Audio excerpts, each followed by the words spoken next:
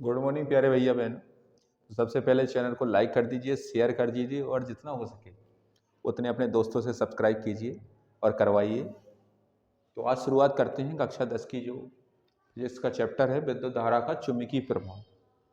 उसी को लेके चलते हैं और एक ही वीडियो में पूरा चैप्टर समाप्त करते हैं। तो विद्युत धारा का जो चुंबकीय प्रभाव है उसमें सबसे पहले शुरुआत करते हैं, होता क्या है ये चुंबकीय प्रभाव। तो चुंबकीय प्रभाव होता है कि जब भी किसी चालक तार में विद्युत धारा प्रवाहित करते हैं, जैसे चालक तार जी हो गया लोहा, इसी को क्या बोलेंगे अपन, चालक तार। जब किसी चालक तार में विद्युत धारा प्रवाहित करते हैं, विद्युत धारा क्या होती है, आई, जी अपन पढ़ चुके हैं पहले चैप्टर में कि आवेश प्रवाह की दर को विद्युत धारा कहते हैं। जब किसी चालक तार में विद्युत धारा प्रवाहित करते हैं तो उसके चारों ओर क्या उत्पन्न हो जाएगा, चुंबकीय क्षेत्र उत्पन्न हो जाएगा। तो इसी घटना को कहते हैं विद्युत धारा का चुंबकीय प्रभाव। जब किसी चालक तार में विद्युत धारा प्रवाहित करते हैं तो उस चालक तार के चारों ओर चुंबकीय क्षेत्र उत्पन्न हो जाता है। तो उस घटना को कहते हैं विद्युत धारा का चुंबकीय प्रभाव। क्या है, चालक तार में क्या प्रवाहित की धारा और चारों ओर क्या उत्पन्न हो जाए, चुंबकीय क्षेत्र, उसे कहेंगे विद्युत धारा का चुंबकीय प्रभाव। अब होता क्या है चुंबकीय क्षेत्र, तो चुंबकीय क्षेत्र क्या होता है वो जान लो पहले। चुंबकीय क्षेत्र होता है, जैसे हमने एक चुंबक ली, ये है चुंबक। अब इस चुंबक के यहां पे लिया लोहा एक, इस लोहे को चारों ओर खिसकाएंगे, यहां ले गए, यहां गई, यहां गई, यहां गई। अब ये लोहा क्या क्या हो रहा है, चुंबक की ओर खींच रहा है, आकर्षित हो रहा है। ये क्या हो रहा है, इसको बोलेंगे अपन आकर्षित हो रहा है। तो किसी चुंबक के चारों ओर का वह क्षेत्र जहां क्या किया जाए, चुंबकित करने का गुण हो, उस स्थान को बोलेंगे अपन चुंबकीय क्षेत्र। किसी चुंबक के चारों ओर का वह क्षेत्र जहां चुंबकत्व के प्रभाव का अनुभव किया जाए, तो उस स्थान को बोलते हैं अपन चुंबकीय क्षेत्र। अब चुंबकित क्या होता है, चुंबकित नाम आ गया चुंबकित या चुंबकत्व। चुंबकत्व होता क्या है, तो चुंबकत्व होता है कि चुंबक लोहे को अपनी ओर क्या करती है, खींचती है, आकर्षित करती है। तो उस आकर्षित करने के गुण को कहते हैं अपन चुंबकत्व। किसी चुंबक के चारों ओर का वह क्षेत्र जहां चुंबकित का या चुंबकित करने का गुण पाया जाए, तो उसे कहते हैं चुंबकीय क्षेत्र। और चुंबकित करने का गुण क्या होता है कि लोहे को अपनी ओर खींचे, तो उसे कहते हैं अपन चुंबकत्व। चुंबक लोहे को अपनी ओर क्या करती है, आकर्षित करती है। तो आकर्षित करने के गुण को कहते हैं अपन चुंबकत्व। अब चुंबक क्या है, चुंबक होती हैं दो प्रकार की। पहली होती है प्राकृतिक और दूसरी होती है कृत्रिम। तो प्राकृतिक चुंबक क्या है और कृत्रिम चुंबक क्या है। तो प्राकृतिक चुंबक होती है, चुंबक तो अपन ये समझते हैं कि लोहे को अपनी ओर आकर्षित करती है, उसी को चुंबक बोलते हैं। तो दो प्रकार की है, कौन कौन, तो कृत्रिम चुंबक और ये दूसरी क्या है, प्राकृतिक। तो प्राकृतिक चुंबक क्या है कि प्रकृति में एक ऐसा काला पत्थर पाया जाता है, अपन काली ही चुंबक यूज करते हैं जब भी अपन को मिलती है, छोटा सा टुकड़ा मिल जाता है, या अपन स्पीकर के पीछे भी देख लेते हैं कि स्पीकर के पीछे क्या है, चुंबक लगी है, उसी को निकाल लेते हैं, वहीं से खेलते रहते हैं बच्चे। तो प्रकृति में एक ऐसा काला पत्थर पाया जाता है जिसमें लोहे को अपनी ओर आकर्षित करने का क्या हो, गुण हो, क्योंकि चुंबक की तो एक ही क्वालिटी है कि लोहे को अपनी ओर खींच लेगी। तो प्रकृति में एक ऐसा काला पत्थर पाया जाता है जो लोहे को अपनी ओर आकर्षित करता है, उसे कहते हैं अपन प्राकृतिक चुंबक। होती कौन है, जैसे लोहे का एक ऑक्साइड है Fe3O4, इसको बोलते हैं फेरिक ऑक्साइड। फेरिक ऑक्साइड ये क्या है, एक काला पत्थर है, इसी को बोलते हैं अपन प्राकृतिक चुंबक। तो चुंबक क्या करती है, लोहे को अपनी ओर आकर्षित करती है। और कौन, तो उसे चुंबक बोलेंगे। और प्रकृति में ऐसा पत्थर पाया जाए जिससे लोहे को अपनी ओर क्या करे, आकर्षित करे, तो उसे कहेंगे प्राकृतिक चुंबक। उस चुंबक का नाम क्या है, फेरिक ऑक्साइड। अब आ गया कृत्रिम चुंबक क्या है। तो कृत्रिम चुंबक है कि वह चुंबक जिसे मनुष्य कृत्रिम विधियों के द्वारा बनाए, मनुष्य खुद उसका निर्माण करे कि क्या करते, लोहे को थोड़ी सी अपनी ओर क्या करे, आकर्षित करे। उसमें क्या होता है, वो होती है विद्युत घंटी जो घर में लगी रहती है, वो क्या है, कृत्रिम चुंबक है। तो वह चुंबक जिससे मनुष्य कृत्रिम विधियों के द्वारा बनाता है, तो उसे कहते हैं अपन विद्युत घंटी। ये क्या है, एक कृत्रिम चुंबक है। अब आगे आ जाता है धारावाही चालक क्या होता है। धारावाही चालक,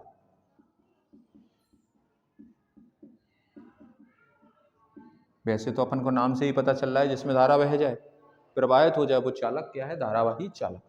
लेकिन इसमें एक लाइन बोलेंगे, एक ऐसा चालक जिसमें विद्युत धारा प्रवाहित करने से चारों ओर क्या हो जाए, चुंबकीय क्षेत्र उत्पन्न हो जाए, उसे कहेंगे अपन धारावाही चालक। तो धारावाही चालक क्या है कि ऐसा चालक जिसमें विद्युत धारा प्रवाहित करने से उसके चारों ओर क्या उत्पन्न हो जाए, चुंबकीय क्षेत्र उत्पन्न हो जाए, तो उस चालक को कहते हैं धारावाही चालक। अब इसके बाद वैज्ञानिक आए बायो और सेवर्ट, दो अलग अलग वैज्ञानिक हैं। तो उन्होंने क्या किया, एक धारावाही चालक लिया, उस चालक के संबंध में एक नियम दे दिया, उस नियम का नाम दिया उनने बायो सेवर्ट का नियम। कौन वैज्ञानिक हैं, बायो और सेवर्ट, बायो एंड सेवर्ट, अलग अलग वैज्ञानिक हैं दोनों, बायो और सेवर्ट। इन्होंने क्या किया, तो एक धारावाही चालक लिया, हमने ले लिया एक धारावाही चालक तार है, इस लंबाई क्या मान ली इसकी, डेल्टा एल। जैसे उनने इसमें धारा आई प्रवाहित की, तो देखा कि इसमें क्या उत्पन्न हो रहा है, चुंबकीय क्षेत्र दोनों ओर, चारों ओर होगा। एक धारावाही चालक की तो क्वालिटी ही अभी बता चुकी कि जिसमें धारा प्रवाहित करेंगे और उसकी क्या हो जाए, उसमें चुंबकीय क्षेत्र उत्पन्न हो जाए, तो उसे धारावाही चालक कहते हैं। तो बायो और सेवर्ट ने किया, एक धारावाही चालक तार लिया, इसकी लंबाई सूक्ष्म लंबाई है डेल्टा एल, इसको बोलते हैं अपन सूक्ष्म लंबाई, सूक्ष्म लंबाई। जैसे ही इसमें धारा आई प्रवाहित की, तो इसमें क्या हो गया, चुंबकीय क्षेत्र उत्पन्न हो गया। इसमें कितने कोण पे हो रहा है, थीटा पे, और दूरी क्या मान ली, आर। तो बायो सेवर्ट ने कहा कि किसी धारावाही चालक के अल्प सूक्ष्म लंबाई क्या है, डेल्टा एल के द्वारा किसी बिंदु पर, बिंदु का नाम दे दिया पी, किसी बिंदु पी पर जो चुंबकीय क्षेत्र उत्पन्न हो रहा है वो निम्न कारकों पर निर्भर करता है। मतलब एक चालक तार, इसकी लंबाई सूक्ष्म लंबाई क्या है, डेल्टा एल, उसमें धारा आई प्रवाहित करते हैं, तो उसके जो बिंदु पी है उस पर जो चुंबकीय क्षेत्र उत्पन्न होता है वो निम्न कारकों पर निर्भर करता है। वो कारक क्या है, तो उन्होंने कहा कि जो चुंबकीय क्षेत्र उत्पन्न हो रहा है वो लंबाई के, तार की लंबाई के कैसा है, समानुपाती होता है। दूसरी कंडीशन क्या बोली कि जो चुंबकीय क्षेत्र है चालक में जितनी धारा प्रवाहित हो रही है उसके समानुपाती होता है। तीसरी कंडीशन क्या बोली कि जो चुंबकीय क्षेत्र है वो चालक में जो कोण बन रहा है उसकी जिया के, साइन को बोलते हैं क्या, जिया, जिया के समानुपाती होता है। क्या बोलते हैं, जिया। इसके बाद एक लाइन और बोली कि चुंबकीय क्षेत्र है वो दूरी के, कितनी दूरी पे चुंबकीय क्षेत्र उत्पन्न हो रहा है, दूरी के वर्ग के कैसा होता है, व्युत्क्रमानुपाती होता है, व्युत्क्रम होता है। तो एक किसी धारावाही चालक की अल्प सूक्ष्म लंबाई डेल्टा एल के द्वारा किसी बिंदु पी पर उत्पन्न जो चुंबकीय क्षेत्र है वो निम्न कारकों पर निर्भर करता है। चुंबकीय क्षेत्र लंबाई के समानुपाती होता है, चुंबकीय क्षेत्र धारा के समानुपाती होता है, चुंबकीय क्षेत्र चालक में जो कोण बन रहा है उसकी जिया के समानुपाती होता है, चुंबकीय क्षेत्र दूरी के वर्ग के व्युत्क्रमानुपाती होता है। इन चारों समीकरण से अपन क्या लिख सकते हैं, समीकरण फर्स्ट, सेकंड, थर्ड व फोर्थ से अपन क्या लिख सकते हैं, सब किसके समानुपाती हैं, चुंबकीय क्षेत्र के। तो डेल्टा बी समानुपाती किसका है, I delta L sine theta upon क्या है, आर स्क्वायर। अब आपको पता है जैसे ही चुंबकीय क्षेत्र का ये सूत्र बना, तो अगर समानुपाती का चिन्ह लगा है तो जब भी उसको हटाएंगे तो क्या आएगा, एक नियतांक। तो नियतांक क्या आ जाएगा, mu naught upon 4 pi I delta L sine theta upon R square. जी आया म्यू नॉट अपॉन 4 पाई क्या है, ये एक नियतांक है, इसको बोलते हैं म्यू नॉट या म्यू जीरो भी बोल सकते हैं, म्यू जीरो। और इसका मान होता है 10 की पावर माइनस के 7। और म्यू नॉट होता क्या है, इसको बोलते हैं चुंबकशीलता। क्या बोलते हैं इसको, चुंबकशीलता। जैसे अपन ने समानुपाती का चिन्ह हटाया, क्या आ गया, एक नियतांक आ गया। नियतांक क्या है, म्यू नॉट अपॉन 4 पाई। म्यू नॉट क्या है, निर्वात की चुंबकशीलता। निर्वात मतलब वायु या निर्वात, कुछ ही बोलते हैं, आपको याद रखो क्या, चुंबकशीलता। और इसका मान क्या है, 10 की पावर माइनस के 7। तो बायो सेवर्ट ने क्या कहा कि कोई भी धारावाही चालक है, उसमें धारा प्रवाहित करेंगे तो उसमें चुंबकीय क्षेत्र उत्पन्न होगा।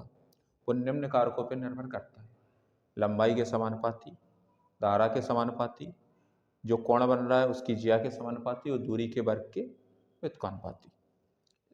अब जो सूत्र निकला है, इसके बाद आया धारावाही चालक पर।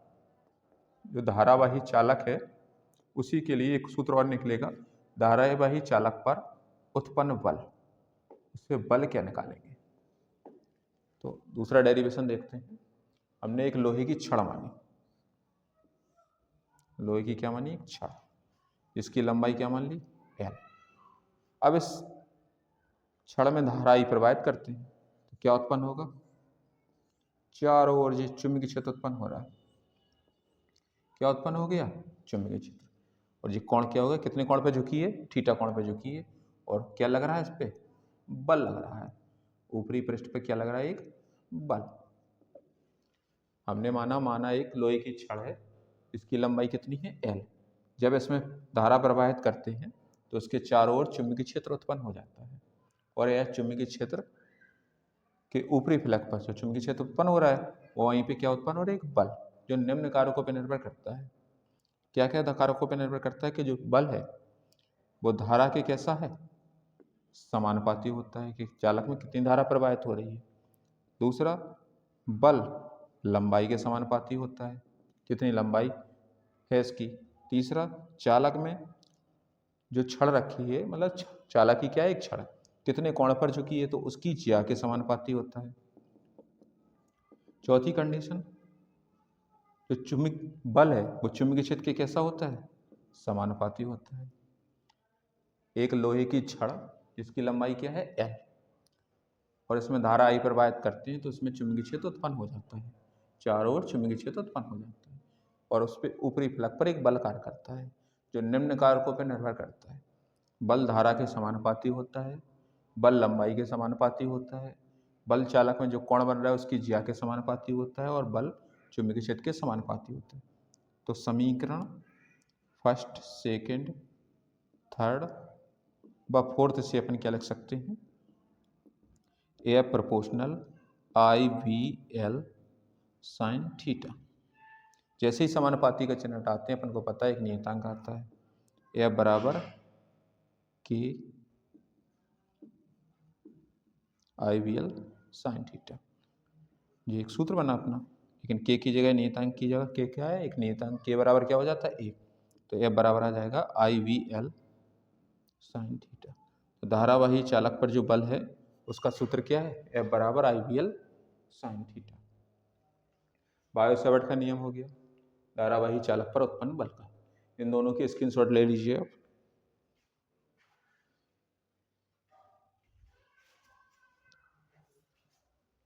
इसके बाद आगे बढ़ते हैं।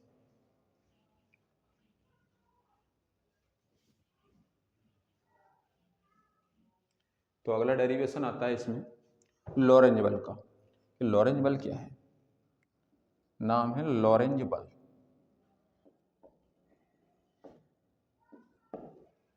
तो लॉरेंज बल होता है कि जब कोई आवेशित कण किसी चुंबकीय क्षेत्र में गति करता है, किस में रख दें इसको? चुंबकीय क्षेत्र में रख दें। किसी आवेशित कण को चुंबकीय क्षेत्र में रख देते हैं तो उस पर एक बल कार्य करता है, उस बल का नाम है लॉरेंज बल। जब कोई आवेशित कण चुंबकीय क्षेत्र में गति करता है तो उस पर एक बल कार्य करता है जिसे लॉरेंज बल कहते हैं। जैसे हमने मान लिया कोई कण है, इसको आवेश क्या दे दिया? भी। आवेश क्यों दिया? और यह भी वेग से किस में रखा है? चुंबकीय क्षेत्र बी में थीटा कोण बनाए रखा हुआ है। कौन? जी, ये एक चालक। जब किसी आवेशित कण को चुंबकीय क्षेत्र में रखते हैं तो उस पर एक बल कार्य करता है जिसे कहते हैं लॉरेंज बल। हमने मान लिया एक चालक है जिसका आवेश क्या है? क्यू। भी वेग से किस में रखा जा रहा है? चुंबकीय क्षेत्र बी में। कितने कोण पे? थीटा कोण पे। तो उसका लॉरेंज बल क्या हो जाएगा? एफ बराबर सूत्र हो जाएगा सीधा डायरेक्ट क्यू भी वी साइन थीटा। ये होता है लॉरेंज बल।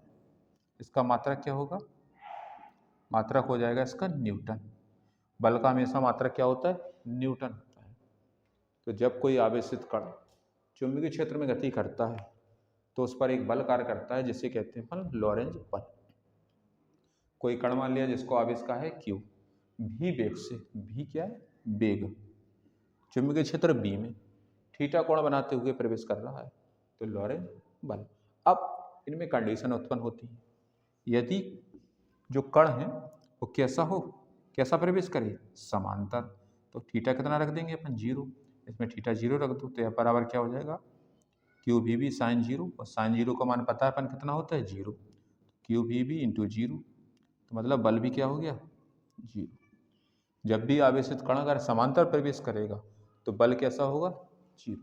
दूसरी कंडीशन आ जाती है, अगर लंबवत प्रवेश करता है तो थीटा कितना लेंगे अपन? 90। तो यह बराबर क्यू भी साइन 90, और साइन 90 का मान कितना होता है? 1। तो यह बराबर आ जाएगा क्यू भी। और कभी कोण बनाए, जैसे तीसरी कंडीशन आ जाती है, जैसे थीटा बराबर 30 तो मान रख देंगे साइन 30 का। थीटा बराबर 60 आ जाए तो 60 रख देंगे। थीटा बराबर 90 आ जाए, 90। थीटा बराबर 45 आ गए तो 45 रख देंगे। तो ये होते हैं लॉरेंज बल की कंडीशन। समांतर है तो थीटा 0, लंबवत है तो 90, 30 बनाए तो 30, 60 अंश 60 अंश, 45 है तो 45। जब कोई आवेशित कण किसी चुंबकीय क्षेत्र में गति करता है तो उस पर एक बल कार्य करता है जिसे कहते हैं लॉरेंज बल। हमने माना कोई कण है जिसका आवेश क्या है? क्यू, भी वेग से किस में जा रहा है? चुंबकीय क्षेत्र बी में। कितने कोण पे? थीटा पे। तो लॉरेंज बल क्या हो गया? F बराबर क्यू भी साइन थीटा। जो हो गया अपना क्या? लॉरेंज बल। इसके बाद एक ले लेते हैं अपन अनंत लंबाई का एक तार। अनंत लंबाई का एक तार है, उस तार से अपन चुंबकीय क्षेत्र की तीव्रता उत्पन्न करेंगे। तो हमने माना एक तार है अनंत लंबाई का जिसे एक वृत्त के रूप में मोड़ा गया है। इसको किसके रूप में मोड़ देंगे अपन? एक वृत्त के रूप में। एक अनंत लंबाई का तार जिसे एक वृत्त के रूप में मोड़ा गया है, ऐसा मोड़ दिया अपन ने, जिसका केंद्र क्या है? O और त्रिज्या क्या है? R। इसको ऐसे मिला देते हैं। जब इसमें धारा आई प्रवाहित करते हैं तो इसमें क्या उत्पन्न होता है? चारों ओर चुंबकीय क्षेत्र उत्पन्न हो जाता है। माना एक तार है जिसे एक वृत्त के रूप में मोड़ा गया। ये क्या है? एक वृत्त जिसका केंद्र है O और त्रिज्या क्या है? R। जब इसमें धारा आई प्रवाहित करती हैं तो उसके चारों ओर चुंबकीय क्षेत्र उत्पन्न हो जाता है। और यह चुंबकीय क्षेत्र निम्न कारकों पर निर्भर करता है। क्या? कि जो चुंबकीय क्षेत्र है वो धारा के कैसा होता है? समानुपाती होता है।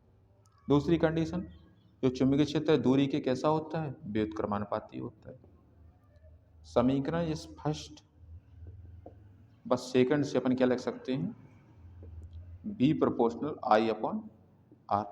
अब आपको पता है समय जैसी समानुपाती का चिन्ह हटाते हैं क्या आता है? नियतांक। यहाँ पे नियतांक आ जाएगा μ0/2 पाई I अपॉन R। तो एक लंबा तार जिसे एक वृत्त के रूप में मोड़ा गया है, जिसका केंद्र क्या है? O, त्रिज्या क्या है? R। जैसे ही इसमें धारा आई प्रवाहित करते हैं तो इसके चारों ओर चुंबकीय क्षेत्र उत्पन्न हो जाता है। और यह चुंबकीय क्षेत्र इस तार के निम्न कारकों पर निर्भर करता है। पहली कंडीशन, चुंबकीय क्षेत्र धारा के समानुपाती होता है। दूसरी कंडीशन, चुंबकीय क्षेत्र दूरी के व्युत्क्रमानुपाती होता है। दोनों समीकरण से साथ में लिख दिया। जैसे ही समानुपाती का चिन्ह हटाए एक नियतांक आ गया।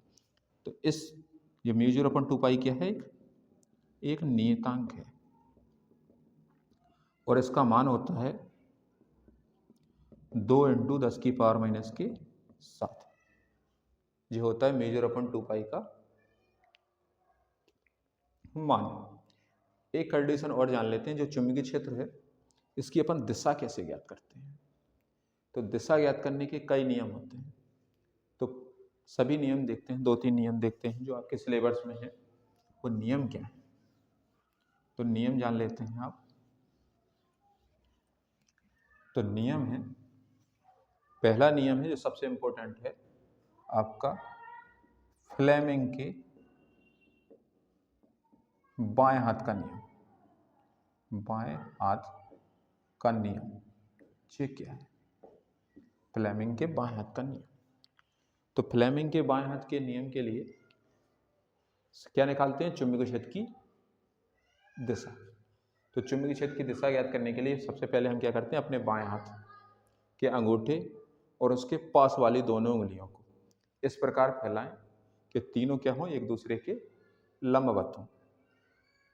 क्या करते हैं हम, अपने बाएं हाथ के अंगूठे और उसके पास वाली दोनों उंगलियों को कैसे फैलाएं, एक दूसरे के कैसे हो, लंबवत तरीके से फैला लेते हैं।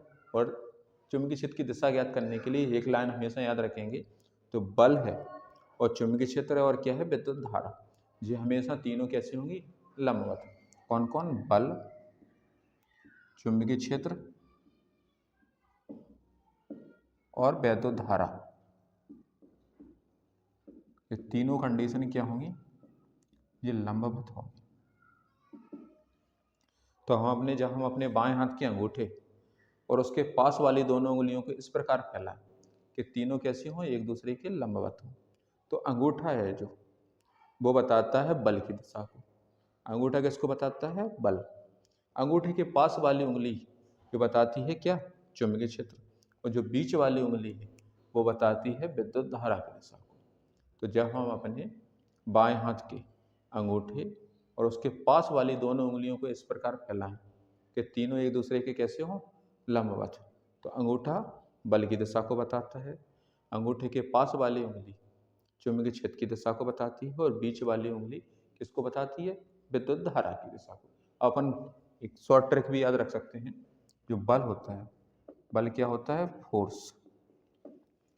दूसरा चुंबकीय क्षेत्र,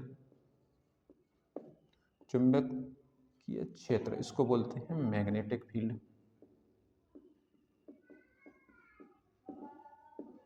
इसके बाद आती है विद्युत धारा।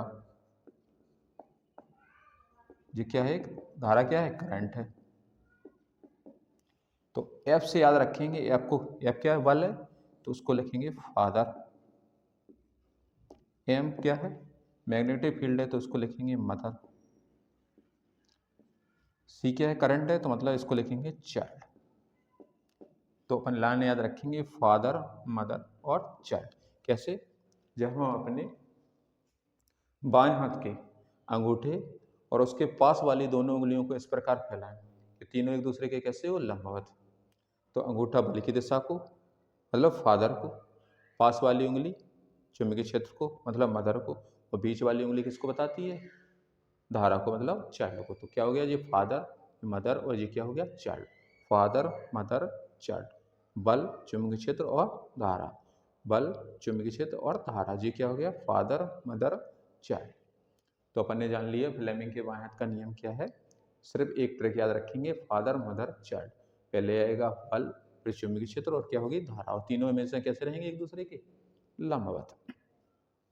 इसके बाद आ जाती है दाएं हाथ की हथेली का नियम।